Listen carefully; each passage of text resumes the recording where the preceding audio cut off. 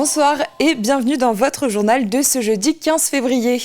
Nous suivrons un groupe de marcheurs à Saint-Michel-en-Lerme. Grâce à une initiation et un podomètre offert par l'agglomération, ces seniors se sont motivés à avoir une activité physique régulière. Nous irons du côté des Herbiers où les élèves du collège Jean-Yol ont une invitée de marque pendant leur cours de sport, l'athlète vendéenne Louise Maraval. La championne de France du 400 mètres haies est actuellement en pleine préparation des Jeux Olympiques et elle a donné des conseils aux jeunes. Enfin, nous irons dans les coulisses de la radio associative du Nord-Ouest Vendée, Nov FM, qui a ouvert ses portes à ses auditeurs qui étaient curieux de voir qui se cache derrière les micros. Mais avant de développer ces titres, nous en parlions ce midi. Le couple Clarisse Kremer et Tanguy Le Turquet a réagi suite aux accusations de triche lors du dernier Vendée Globe. Clarisse aurait échangé des messages avec son mari resté à terre sur la météo. Elle a publié un message ce matin sur sa page Facebook. Elle se dit scandalisée par la façon dont ses captures d'écran sont montées en épingle et le couple se réserve le droit de porter plainte le cas échéant. Dans un entretien à nos confrères de Ouest France, le président du Vendée Globe, Alain Leboeuf, a déclaré que certaines règles pourraient changer en 2028 et que les communications des skippers pourraient être enregistrées. Après ce scandale, nous nous sommes demandé si l'esprit voile était intact. Réponse dès demain matin avec 2 skippers candidats à la 10e édition du Vendée Globe. Intéressons-nous maintenant au programme Démarche lancé par Sud Vendée Littoral il y a 2 ans. L'objectif est de motiver les seniors à marcher afin de répondre aux recommandations de l'OMS, de pratiquer une activité physique pour vieillir en bonne santé. L'agglomération a offert une initiation et un podomètre aux personnes volontaires et cela porte ses fruits. Colline Davy a suivi un groupe de marcheurs réguliers à Saint-Michel-en-Lerme. Reportage. I'm singing the rain. Capuche et parapluie sont de rigueur avec ce temps, mais ce n'est pas ce qui arrêtera ce groupe de marcheurs. Oui, on va passer par le côté, oui. Depuis qu'elle s'est équipée d'un podomètre, grâce au programme Démarche, Marie-Jo ne sort plus sans, et ce, quelles que soient les conditions. Moi, ça m'a motivé le fait d'avoir le petit podomètre. Avant, je marchais pas tant. Maintenant, je marche vraiment pas mal, et tous les jours. Et si j'ai personne pour m'accompagner, eh bien, je vais porter mon verre et mon papier au bac de tri, par exemple. Ça me fait un petit tour dans le bourg, comme je suis un peu extérieur au bourg, etc. Je le prends le matin dès que je me lève. Voilà maintenant 2 ans qu'elle a fait ce stage destiné aux seniors de Sud Vendée Littoral. Avec son expérience personnelle, elle a poussé ses voisins à faire de même. Ce simple outil permet aujourd'hui de motiver les plus sédentaires. 2 km 18.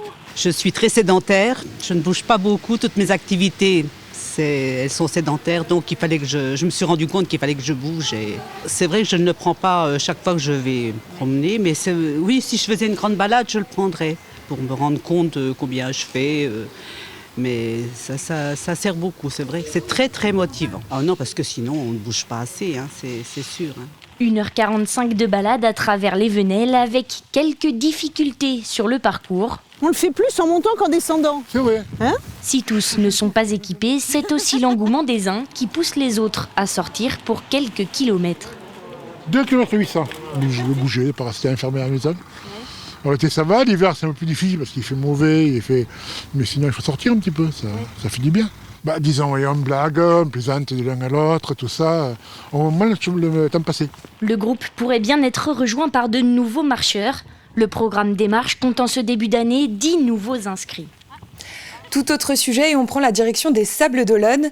Les vacances d'hiver ont commencé dans certaines zones et les offices de tourisme sont prêts à accueillir les vacanciers.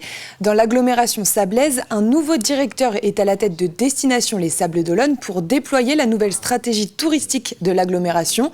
Plusieurs défis sont au programme pour privilégier la qualité à la quantité. On aura des challenges, des défis, on en a 8. C'est le patrimonial. On a parlé des clientèles étrangères, la durabilité aussi. Et puis, il y avait aussi toute la partie identité. La relation avec les habitants, une communication touristique de qualité. Donc, on va aller vers le maintien des équilibres aussi. Donc voilà en fait comment on va avancer avec toutes les équipes et notamment aussi les équipes de l'Office de tourisme. Un cours de sport avec une championne de France en guise de professeur, c'est ce que les élèves de 4e du collège Jean-Yol des Herbiers ont eu la chance de vivre. La Vendéenne Louise Maraval, championne de France du 400 mètres haies, est venue à leur rencontre. Invitée dans le cadre de l'année des Jeux Olympiques, l'athlète vendéenne est en pleine préparation pour y participer. Le reportage de Grégoire de Châtillon. Quand je fais du 400 mètres haies, peu importe la jambe qui arrive, j'y vais. Elle est venue donner ses conseils. Du coup, si vous êtes capable de passer les deux, ça vous évitera de piétiner. La présence dans cette école de Louise Maraval est un événement. Âgée de 22 ans, la championne de France élite du 400 mètres haies n'a pas oublié ses racines et ses années collège. En primaire, la coureuse aimait déjà rivaliser avec les garçons. Quelque chose qui m'a toujours fait marrer et j'aimais bien ça, donc oui, je pouvais rivaliser avec les garçons et j'aimais bien courir vite, c'est ce qui me plaisait. D'abord, il faut faire les montées de genoux, après les talons fesses et après vous pourrez accélérer. La base déjà, c'est de ne pas avoir peur des haies et là, ils se lancent tous et déjà, ils n'ont pas peur des haies, donc c'est déjà un très bon début parce qu'il y a des enfants à qui ça fait peur au début, donc ça c'est déjà très bien et après, essayer qu'ils se lancent, qu'ils n'aient pas peur, qu'ils continuent comme ça et essayer de travailler les deux jambes. Je pense que c'est bien quand ils sont jeunes de s'habituer à faire un peu les deux jambes. Donc là, c'est ce que j'ai essayé de leur dire.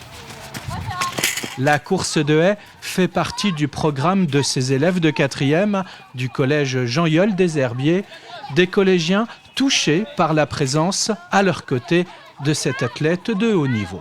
Ça fait bizarre, on n'a pas ça tous les jours. Ça nous motive.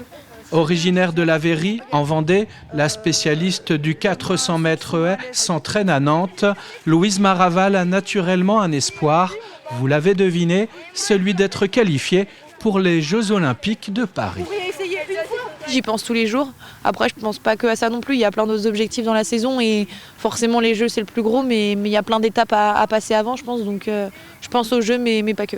Je le saurai que début juillet. Parce que c'est à l'issue des championnats de France élite qui se déroulent fin juin à Angers. Et c'est à l'issue de cette compétition qu'on saura qui est définitivement sélectionné. La Vendéenne Louise Maraval est aujourd'hui bien placée pour participer au JO de Paris 2024. Rendez-vous donc au mois de juillet prochain. Comme on vient de le voir, 2024 est l'année des Jeux Olympiques et Paralympiques. Plusieurs écoles sont labellisées Génération 2024 par le ministère de l'Éducation nationale. Cela permet de mettre plus de sport dans le quotidien des jeunes. Et c'est le cas à l'école Sacré-Cœur de la Boissière-les-Landes qui a accueilli pour l'occasion les 2 friges mardi matin.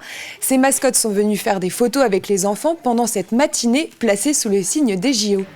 On a fait 3 ateliers ce matin. Un premier atelier photo avec les friges. Donc chaque enfant pourra repartir avec sa petite photo. En parallèle, un atelier gym dans la classe des CM1, CM2. On a un autre atelier fresque en bouchon. On a lié le côté éco aussi pour recycler ces bouchons, pour faire des grandes fresques sur le thème des JO. Et puis un autre atelier coloriage d'une fresque proposée par la communauté de communes. Je sais que moi j'avais gardé la surprise pour les plus petits de la petite section au CP afin qu'ils aient vraiment cet effet de surprise. Donc je pense qu'ils sont super heureux. Direction à présent Saint-Gervais dans les locaux de Nov FM. Cette radio de proximité du Nord-Ouest Vendée a ouvert ses portes mardi à l'occasion de la Journée mondiale de la radio.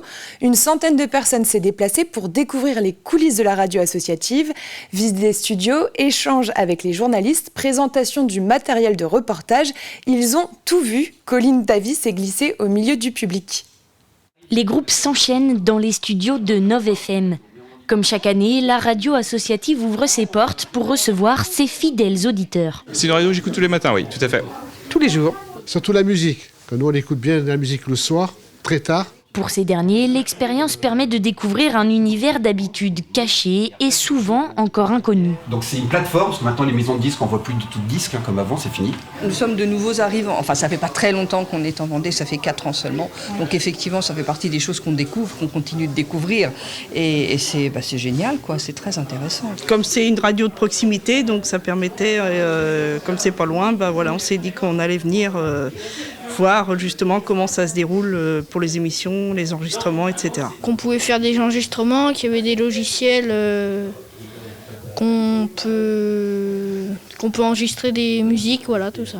Curiosité et puis le plaisir de voir qui est au bout du fil. De l'autre côté du micro, c'est aussi l'occasion pour les journalistes et animateurs d'aller à la rencontre de leurs auditeurs. Ils arrivent à mettre un visage sur les voix et non, c'est hyper sympa, l'échange est très très cool et les gens ont l'air contents et nous on est contents aussi de leur transmettre un peu notre passion de la radio, leur montrer un peu comment ça marche, les coulisses, tout ça. Et pour ceux qui auraient loupé le coche, il n'est pas nécessaire d'attendre une année supplémentaire. On voit qu'on a un public curieux qui pose plein de questions et donc on tente d'y répondre et c'est vraiment toujours un moment de convivialité, un moment sympa. Ouais. Et au quotidien, on peut venir aussi frapper à notre porte et venir nous voir pour visiter la radio. Tout le monde sera accueilli avec le sourire et avec grand plaisir. Des rencontres avec le public qui se poursuivront cet été. Plusieurs événements seront organisés pour fêter les 20 ans de la radio. La compagnie Beau Bazar a présenté son spectacle Je pars devant une classe de primaire de Martinets. Les enfants ont pu découvrir les différents métiers autour de la scène, un exercice stimulant pour la troupe vendéenne, ce qui leur a permis de regarder d'un œil différent leur spectacle musical. En fait, c'est un spectacle qui est écrit au départ plutôt pour un public d'adultes. Et en fait, c'était vraiment l'opportunité de pouvoir le partager avec des enfants, de pouvoir voir aussi comment les enfants recevaient ce spectacle. Et là, c'était extrêmement chouette parce que les réactions du public des enfants, c'est absolument pas la même chose que les adultes. Les rires étaient beaucoup plus fréquents. Ils attrapaient tout. Il y a des petits détails, par exemple, qu'on a écrits au plateau. Je pense à un moment avec Hugues où il joue avec une cymbale. Ça, le public adulte ne l'attrape pas forcément. Et là, les enfants l'ont vraiment attrapé. Il y a plein de petits détails comme ça. Ils ont une grande sensibilité à tout ce qui est écrit au plateau. Et ça, c'est assez chouette. C'est la fin de cette édition. Merci de l'avoir suivi. Vous pouvez retrouver l'intégralité de nos reportages sur notre site internet tvvendée.fr. Le retour de l'actualité, ce sera dès demain matin à 7h en direct dans la matinale. Passez une très bonne soirée.